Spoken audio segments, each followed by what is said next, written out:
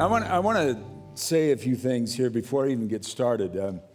In my time this morning, I was just reading through Daniel. Daniel is one of my favorite guys in the Old Testament, one of my heroes.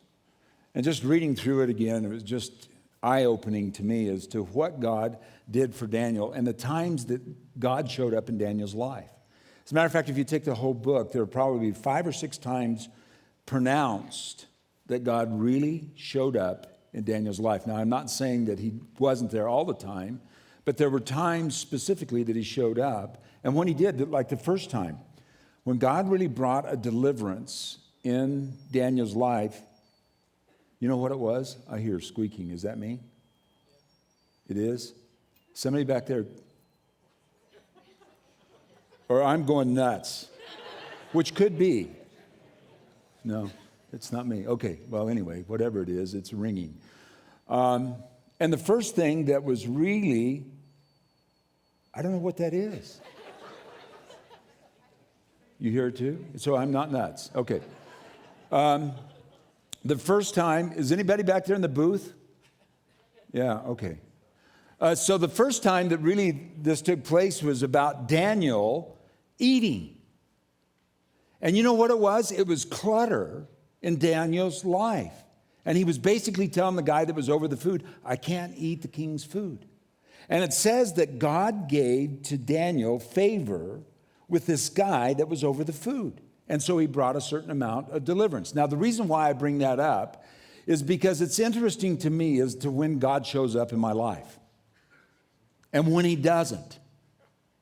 You know, there's been times when I'm sure you've been this too, that you're so desperate in your life that you are, prostrate before the Lord and he doesn't show up. And then you can be driving down the road listening to a secular song and it's like the presence of the Lord fills the car and you go, what? What are you doing? And so there's a dynamic that God does when he shows up in our life, and I'm not saying every time that he does show up, it's deliverance, but for Daniel it was. And there's times when God's going to show up in your life and he's going to bring about deliverance. So when we're talking about clutter, we're talking about something in our lives that God needs to relieve us of. And sometimes that is a real deliverance. Now, I'm not talking about demonic pressures or whatever, but I am talking about something that has the ability to deliver us of things that take us off course in our life. There's a new book out entitled Simply Church. I haven't read the book, and here I am going to comment on it, but it has something to say. How can a church do business more simply? I'd like to know that.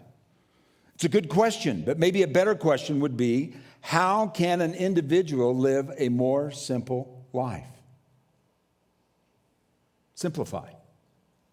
When we're dealing with the subject of church and ministries in the church, there isn't one ministry in this church that runs simply. I don't know of one. I don't know of them.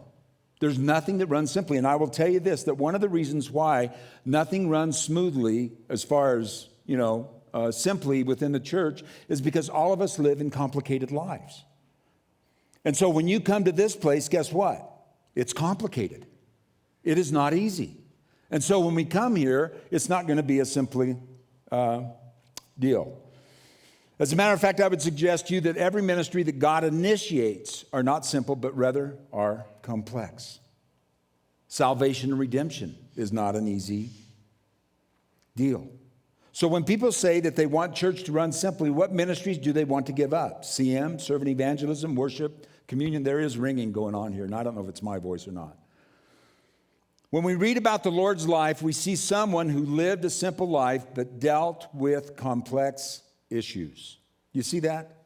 He even commented about, foxes have holes and the birds have nests, but the Son of Man has nowhere to lay his head.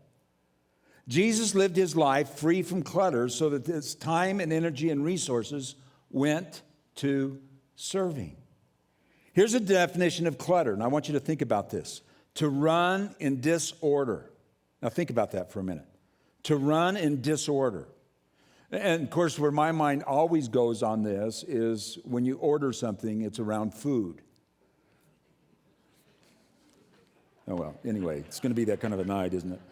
And you know how disconcerting it is when you order something, and it's something you're really looking forward to, and the meal is not what you ordered. It's disorder, and it brings a certain amount of confusion to the table, if not just pure anger. I want my food. I want it the way I want it. But let me go on with this definition. To fill or cover with scattered things that impede movement or reduce effectiveness. We did a survey some months ago concerning why people didn't serve. And you know what the number one reason was? Busyness. Clutter. Things in our life that just, and you know, it's not bad things. As a matter of fact, most of the things that you and I do in our life are good. It's not things that, you know, we're doing overtly that is wrong. It's just that our lives get filled up with clutter. I was on the phone the other day with a friend of mine that runs a very large ministry. And he was sharing an experience that he had, and I'd like to share this experience with you. His son had come home for a time just to share some time at home. And he had a private time with his dad, and he says, Dad, you've lost your joy. You don't smile anymore. You don't laugh. Something's happened. And he said, you know, when my son said that to me, there was a ring of truth about it. So he said, I began to meditate on it. And this is what he said to me. He said, when I really began to meditate it, I realized that my life had been filled with a lot of clutter. And I wasn't concentrating on the things that really I knew pleased God and the things that really brought me joy. And so he said, I had to make this fundamental shift. Ecclesiastes tells us there is a time to gather, and then there is a time to what? Throw away. There's a time to get rid of excess in our life. I had an experience the other day where I actually did this. I went to my closet, and I had a bunch of clothes that I haven't worn for years, and I mean a bunch. And so I took them and put them in the back seat of my car. As a matter of fact, it filled the whole back seat of my car. And I drove them to the Goodwill. And on my way to Goodwill, now friends, I'm not making this up, I actually started to laugh. I was hoping that nobody was watching because it felt so good to get rid of clutter, to get rid of stuff in our life. Now, here's what I want to say to you tonight. I believe that God wants to manifest in each one of our lives a time, and maybe this is the season for you, of getting away clutter so that we can get back to serving, to get back to what is important. I want to read to you from Proverbs 15:16 that says this, better a little with the fear of the Lord than great wealth with turmoil. Now think about that for just a minute. Better a little with the fear of the Lord than great wealth with turmoil. If you have your little outlines, let's follow along. Let's take a look at what kind of lifestyles God might be speaking to us. 4 areas that gather clutter. Now, let me just say this to you. There are a lot more areas than this, but these are the 4 that I just want to talk about. Number 1 is this, finances. Listen to what Proverbs 22:17 says. The rich rule over the poor, and the borrower is the servant of the lender. Now, you can put down your defenses here because this is not a message on giving or tithing, okay?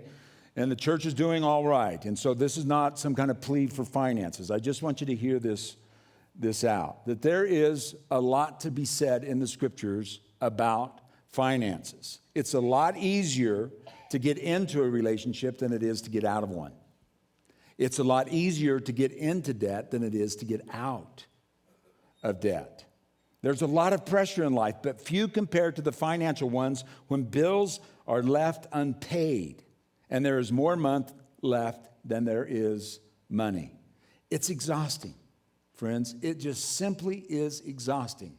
Mentally, physically, emotionally, and every other way when you have finances that you're always under the burden of and you don't have the resources there to take care of what your obligations are. You know what? One of the biggest problems that we live in our society today is it's so easy to get into debt. Plastic, the thing in our hip pocket called a credit card. You know, all of us need to learn the discipline, and this is my own opinion of this. If you can't pay it off, then don't use the credit card. Do you know that surveys will actually tell us this, that people would rather buy something on their credit card than give cash or write out a check? You know why? Because you feel like you're getting it for free. But then when the bills come in and then you pay that minimum amount, you will find out, friends, that it is not free. See? Did you realize that the Bible actually has more to say about finances and money than it does about heaven or hell? And did you know that people would rather talk about their sex life than they would about their finances? And what is undercover and is hidden is usually the things that proliferate in our lives. So when it comes around to this matter of serving, Jesus has a lot to say about money. And he's saying one of the things that I want you free of is the fear of not being able to serve simply because you are serving something other than me.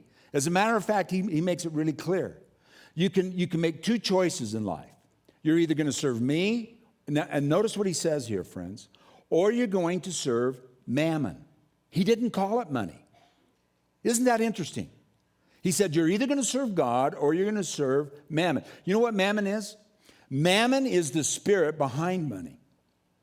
And it has the ability to make you serve it. It has the ability to make you bow down to it. It has the ability to make you do things that you normally wouldn't do. And so he's saying, if you want to serve me, then this is an area that you have to keep in balance. Now, I just want to suggest this to you. It's not happening right now, but in a few months it will. And it's called Crown Ministry. And you know the ones that I'm talking to tonight that are having real problems in your finances. You need to go through Crown. You just need to take some time, and you maybe need to turn to your spouse and say, this is the year. 2007 is going to be the year that we're going to get out of debt. We're going to start setting this thing right so that we can be free to serve the Lord the way that we want to. Okay, number 2, relationships. Romans 12:18. Listen to this. Listen to what Paul says. If it is possible, as far as it depends on you, live at peace with all men. Often the reason people stop serving is due, now let's listen to this, due to conflicts they have with others they are serving with. I had a missionary friend tell me this, and there's no reason not to believe it. 80% of the reason, or 80% of the people that serve in missions, those that leave, 80% of those that leave, the reason that they leave is not because of the work they do, but because of the conflict that they have with other missionaries. Isn't that interesting? Is that it's personal relationships with somebody else. When people are wounded and stop participating in ministry, it has to do with words that have impacted their inner man. Now, let me just say this to you. I've watched this happen to myself. I've watched it happen to other people. And here's a dynamic, friends. Here's an absolute truth that you and I must understand. That when the heart and the mouth agree and you speak something out, it has incredible effect upon other people and upon yourself. As a matter of fact, people's eternities are absolutely changed because they agree in their heart that Jesus is Lord and speak with their mouth, and it changes their eternity. So there's an incredible impact when our hearts and our mouths agree. To give you an example of what this is, have you ever had someone who have just said something that you thought was flippantly off of their mind, just real quick, and yet it has had tremendous effect upon you? Why is that? It's because their heart and their mouth agreed. And they thought it was funny, but it really wounded you. Because there's incredible power that is released upon that. As a matter of fact, some of us in here tonight, well, most of us in here, have said things that have changed the course of our lives. You want to hear 2 words? I do. We spoke with our heart and with our mouth, and it changed the course of our lives. Now, here's what happens to people. And we don't mean to do that. As a matter of fact, friends, every one of us in here have been on the giving and the receiving end of this. Is that when we have said something about someone else, and even if it's in gossip, and it gets back to that person, you know what it first of all does? It deflates them. And that's why, Proverbs says, be careful what you say with this thing because it has the power of life and death. And so when it comes around to relationships, one of the reasons why people give up serving in the church or anywhere is because of the words that they have heard from other people. Relationships. They're so important. It's so important what we say, and encouraging one another, blessing one another, saying hang in there, or whatever it might be. But the point of it is that when our relationships are wrong, then we have a hard time serving. Keep a short account. As a matter of fact, most of the time what happens to us, friends, when we get into these situations, and here's one of the deals that we have to deal with in the church, is that when people come into the church, there's unreal expectations that are placed upon relationships in the church because people don't believe that we really have all the conflicts or the problems that we really do in our life. And so when you come in and then you find out that there are hurts and pains, one of the first principles that everybody has to learn in the church is this: forgive. You know what forgiveness is? Forgiveness is a relaxed claim. Somebody says something that hurts you. So the first thing you do is you don't go up to them and say, I heard you really hurt me. But you do say these kind of things, in your heart. I forgive them for what they did. And you will find out that there's almost an immediate release of whatever feelings you have had towards that person. And it releases you back in to serving. Not withdrawing, but back into serving. A good definition of forgiveness is this: it's not when you forgive that you forget. But forgiveness is, and you can do this hundreds of times a day. As a matter of fact, every time that it comes up, the offense, you can choose to forgive that person. Forgiveness is a choice. But here's the point, is the definition of forgiveness is when you can think about that incident without pain. Then you've probably forgiven enough, you see? So forgive. Don't allow something to distract you from what God has called you to in the area of serving. Learn that that's part of the process. You're going to get hurt. So what? Go on with what God's called you to do. Number 3 is this: possessions. Now I want to read this scripture to you because Jesus is caught you talk about somebody that has to deal with real difficulties and complexities in life. It's Jesus. And I'd like to put this up on the board, and I'd like you to just listen to it as I read it. This is the parable of the rich fool. Someone in the crowd said to him, Teacher, tell me my brother to divide the inheritance with me. And Jesus replied, Man, who appointed me to be judge or arbiter between you? Then he said to them, Watch out, be on your guard against all kinds of greed. A man's life does not consist in the abundance of his possessions. And he told them this parable. The ground of a certain rich man was produced a good crop. He thought to himself, What shall I do? I have no place to store my crops. Then he said, This is what I'll do. I will tear down my barns and build bigger ones, and there I will store all my grain and my goods. Interesting story. This man's blessing comes in material goods, and at some point becomes a curse. Let me read this again. This man's blessing comes in material goods, and at some point becomes a curse. There is a God-given instinct in all of us to have our basic needs met: food,